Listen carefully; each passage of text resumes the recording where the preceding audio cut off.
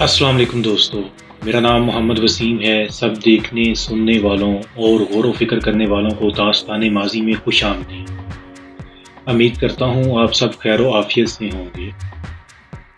جیسا کہ آپ جانتے ہیں، اس چینل کا نام داستان ماضی ہے، جس سے صاف پتہ چلتا ہے کہ اس چینل پر ہم آپ کو ماضی کی داستانیں سنائیں گے۔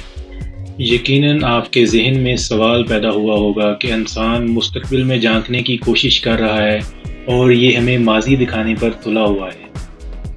جیسا کہ میں پہلے بھی بتا چکا ہوں کہ ماضی جانے بغیر انسان نہ تو اپنا حال بہتر بنا سکتا ہے اور نہ ہی اپنا مستقبل۔ یہ جو آج کے جدید دور میں آج کا جدید اور مہذب انسان نظر آتا ہے، یہ دراصل ایسے ہی مہذب نہیں بن گیا۔ اس کے پیچھے اس کے آباء و اجداد کی انتھک محنت، کوششیں اور بہت سی قربانیاں ہیں، جس کی وجہ سے آج کا انسان مہذب نظر آتا ہے۔ چلیے بات کرتے ہیں کہ انسان نے پتے اوڑھنے سے لے کر کپڑے تک کا، اور گوشت خوری سے لے کر زراعت تک کا، اور پیدل چلنے سے لے کر اڑنے تک کا، اور پتھر کے ہتھیار سے شکار کرنے سے لے کر بندوق تک کا سفر کیسے طے کیا۔ دوستو، انسان کی تاریخ قبل از تاریخ کے بعد سے شروع ہوتی ہے۔ قبل از تاریخ سے مراد انسان کی تاریخ شناسائی اور اس کے نتیجہ میں تاریخ لکھنے سے پہلے کا زمانہ قبل از تاریخ کہلاتا ہے۔ 4000 سے 4500 قبل مسیح کا زمانہ قبل از تاریخ کہلاتا ہے۔ قبل از تاریخ کے بعد سے قدیم سنگی دور کا آغاز ہوتا ہے اور یہیں سے انسان کی تحریری تاریخ کا بھی آغاز ہوتا ہے۔ قدیم سنگی دور کیا ہے؟ پرانے زمانے میں جب تاریخ لکھنے کا رواج نہیں تھا، اس دور کو قدیم سنگی دور کہا جاتا ہے۔ یہ دور زمین پر انسان کے ادوار میں سے سب سے لمبا ترین دور تصور کیا جاتا ہے۔ اس میں انسان نے پتھر کے ہتھیار بنانا سیکھ لیے تھے اور اسے اپنی ضرورت کے مطابق استعمال کرنا بھی سیکھ لیا تھا۔ یہ دور شاید 25 لاکھ سال سے 10,000 قبل مسیح تک پھیلا ہوا ہے، جس دور میں انسان نے زراعت کے ذریعے اپنی ضروریات کو پورا کرنا سیکھ لیا تھا۔ اس دور کو پتھر کے اوزاروں کی تیاری اور ان کے استعمال کے ساتھ منسوب کیا جاتا ہے، مگر اس وقت انسان نے ہڈیوں، چمڑے اور لکڑی کے ہتھیاروں کا استعمال بھی سیکھ لی، لیکن ان کی نامیاتی خصوصیات کی بنا پر آج ان کے آثار نہیں ملتے، لیکن پتھر کے ہتھیاروں کے آثار آج بھی موجود ہیں۔ قدیم سنگی دور کے بعد آغاز ہوتا ہے درمیانے سنگی دور کا، جس میں انسان نے پتھر کے ہتھیاروں کا استعمال کیا۔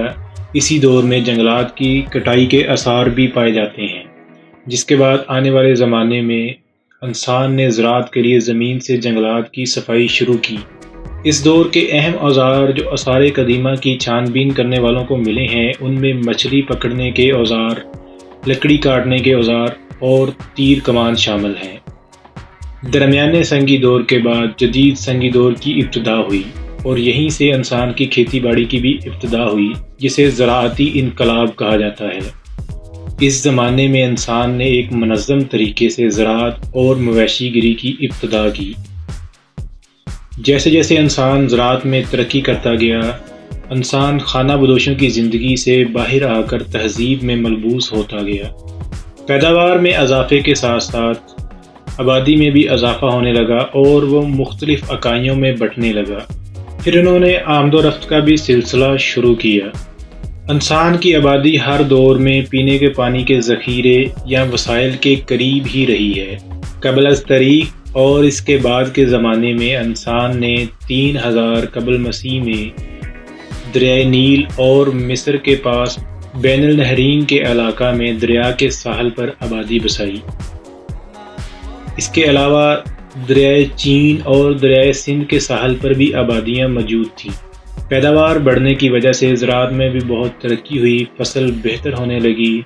پھر وہاں سے مزدوری کی ابتدا ہوئی اور غلہ کو ذخیرہ اندوز کرنے کی روایت بھی شروع ہوئی۔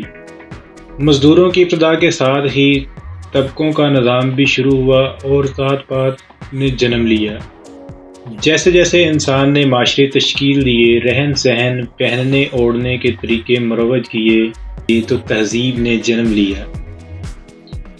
دوستو آج کی ویڈیو کو زیادہ لمبا نہیں کروں گا۔ آئندہ آنے والی ویڈیو میں ہم بات کریں گے تہذیب کیا ہوتی ہے اور دنیا کی سب سے پہلی تہذیب کون سی تھی، وہ کب اور کہاں سے شروع ہوئی۔ دوستو اگر آپ نے ابھی تک میرا چینل سبسکرائب نہیں کیا تو پلیز سبسکرائب کیجئے اور کمنٹ سیکشن میں اپنی رائے کا اظہار کرنا مت بھولیے گا۔ شکریہ۔ اس کے ساتھ ہی اجازت چاہوں گا، اپنا اور اپنے پیاروں کا خیال رکھیے گا۔ اللہ